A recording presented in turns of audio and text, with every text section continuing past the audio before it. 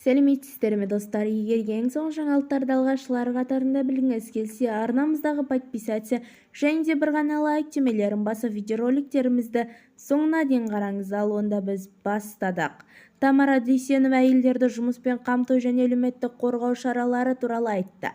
Еңбек және халықты әлеуметтік қорғау министрі Тамара Дүйсенова үкімет отырысында Қазақстанда әйелдерді жұмыспен қамту және әлеуметтік қолдау бойынша жүзеге асырылып жатқан шаралар туралы айтып берді деп хабарлайды бақ.кз. ЕХЭКМ басшысы сөз барысында республикада 4,3 миллион жұмыспен қамтылған әйел бар екенін, бұл жұмыспен қамтылған халықтың жалпы санының 48%-ын құрайтынын атап өтті. Әйелдердің 35%-ы сауда және қызмет көрсету саласында, 32%-ы білім, денсаулықты сақтау және ғылым саласында, 14%-ы кәсіпорын құрылысында және көлікте, 9%-дан астамы ауыл шаруашылығы жұмысында істейді.